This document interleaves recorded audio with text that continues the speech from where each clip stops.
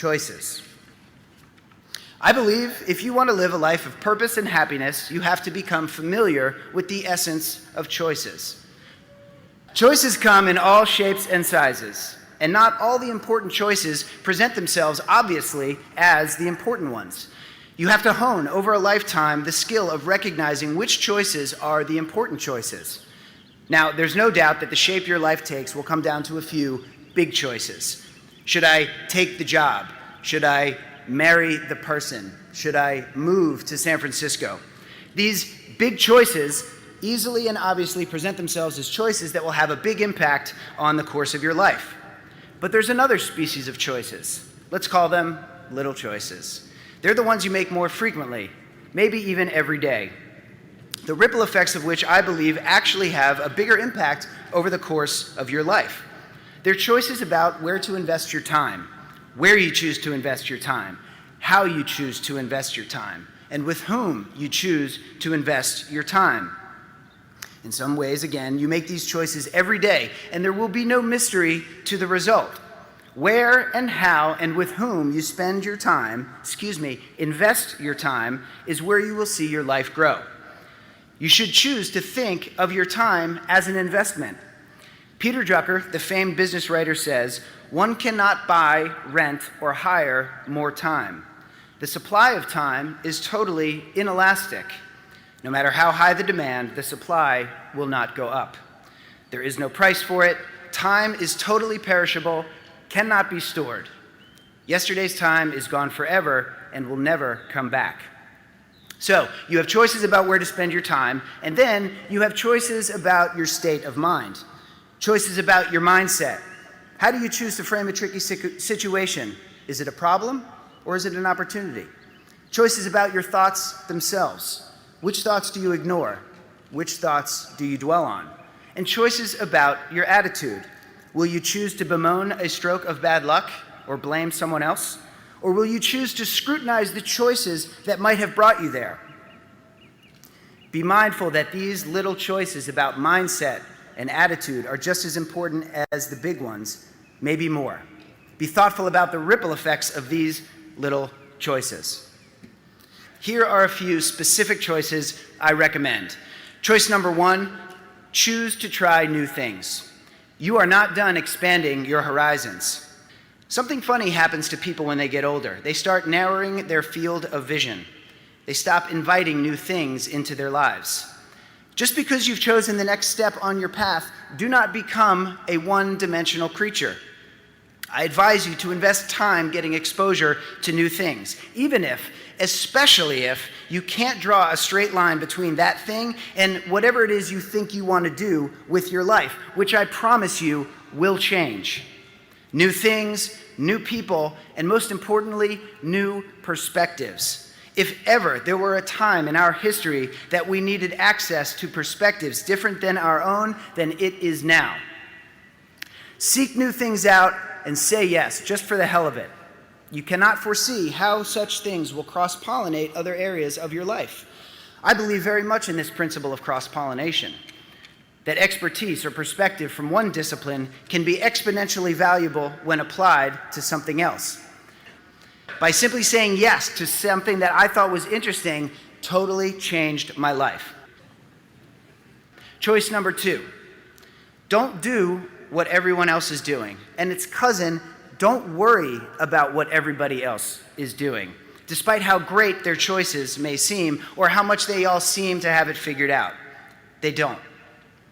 What should I do with my life? And that can be a really terrifying place to be, not to have the answer to that very important question. Well, guess what? You're probably never going to have the answer to that question. I don't think you ever get it completely. Ask around.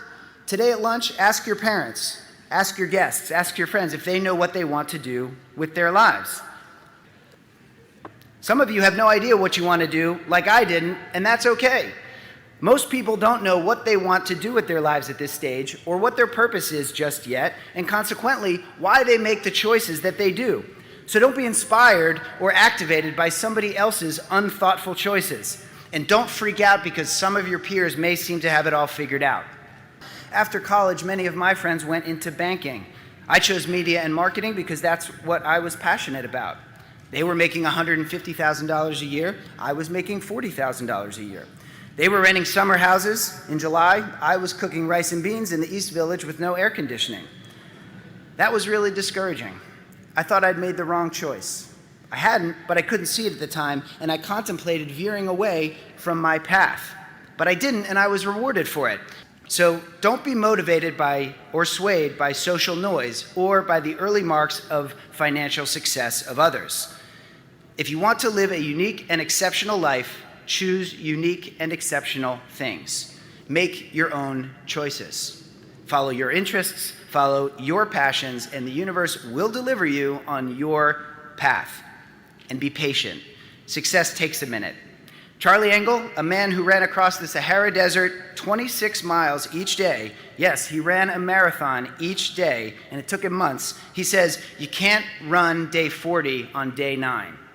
Have a plan, yes, but just run today's race. Choice number 3 is a mindset choice. Get comfortable with being uncomfortable. Your body's natural instinct is to be comfortable and to take the easy path. But it's important to train yourself to feel comfortable being uncomfortable. So do things that make you uncomfortable. If you don't become a master of your discomfort, it will prevent you from trying new things or taking important risks. But that's where all the growth is, in the discomfort zone. I spend most of my time in the discomfort zone, doing things I've never done before. I find it exhilarating. I'd never run a company before, a company of 10 employees, or a company of 350 employees. I'd never raised $150 million from venture capitalists. I didn't even know any venture capitalists when I started Dollar Shave Club. And I certainly had never negotiated the sale of a company before. You just got to do it. I promise you're not going to screw it up that bad. You need to get comfortable feeling uncomfortable. It's a feeling you're going to have constantly your entire life.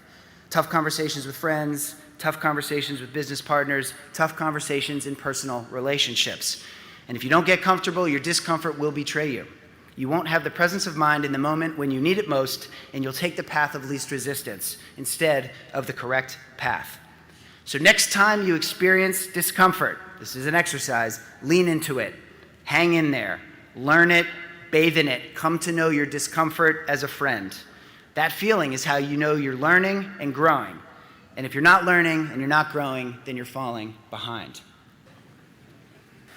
Choice 4, and this is a two-parter, be kind to yourself. When you're out there making thoughtful choices and trying new things and getting out of your comfort zone, things are going to go horribly wrong on you, more than a few times. You're going to get knocked around. You're going to have moments when nothing goes right, when you thought you've made all bad decisions, when you thought you've screwed up your life, and all the doors are closed. You will have to cope with fear. You will have to cope with disappointment. You will have to cope with defeat. Because of my GPA at Emory, I didn't get into graduate school. And in the crash of 2008, I got laid off. There's nothing that will prepare you for these feelings. But when they happen, and they will, be kind to yourself. Know that it happens to everyone, and you deserve to be kind to yourself. Sometimes there's even a great silver lining. If I hadn't been laid off in 2008, I never would have started Dollar Shave Club. Your journey, like mine, is not a linear path. It very much meanders. So take it easy on yourself. And choice 4B, choose to study your failure. You're not off the hook. Just because you're allowed to be kind to yourself doesn't mean you should waste a good failure. This is the time for analysis. How did we get here? What could I have done differently? Make the choice to study your failure from every angle. Was I underprepared? Did I misjudge something or someone? Did I make some bad choices? How could I, someone who couldn't even pass the same class after seeing the final exam the first time around, go on to build a billion-dollar company and manage 350 people only by studying my failure and then by choosing to never waste another opportunity? I'll never waste another great opportunity again because I missed some on the first lap. So study your failure, dissect it, and don't let it happen again. And here's a related choice number 5. Choose to ask for help. Great people await you in the real world. Ask them for help. They can help you prevent a lot of failures. To ask for help requires humility, another great choice. If you're great, just go kick ass and let the work speak for itself. Nobody likes a glory hog. If you're not great yet, but you want to be, go ask someone who is great for advice and for help. Admit it when you're out of your league. Ask for help. Starting a new job? Ask someone, how can I get the most out of my time here? Been in the job for a year and not sure you're on the right path? Look 10 years out and find someone who is having the kind of career you do want and ask them how they got there. Find a mentor. Find a coach. You have coaches in sports and teachers in class. Why wouldn't you want one in life? It's the hardest sport of all. And unless you've lived a life before, you're not an expert. You don't have it all figured out, and you don't need to figure it all out on your own. A major reason for my success is great people along the way offered me help because I asked. People want to help you. Let them help you. And then it will be your obligation to help others. And that is the final choice. Choose to take some responsibility for someone or something other than yourself or your family. Never before has the gap between the more fortunate and the less fortunate been so wide. And technology and access to information, once trumpeted as the great equalizer, has, for the most part, acted as a greased downhill speed zone for those who already know how to wield the tools. We, the fortunate, have an obligation to bring along those who do not. That can and should mean different things for each of you. But if good, fortunate, educated, humble, relentless, worldly people like you all decide to take responsibility for something other than yourselves, then we as a society may just avert a catastrophe. Remember that the shape of your life and the shape our world takes comes down to the choices, big and little, every day and infrequently, that you make.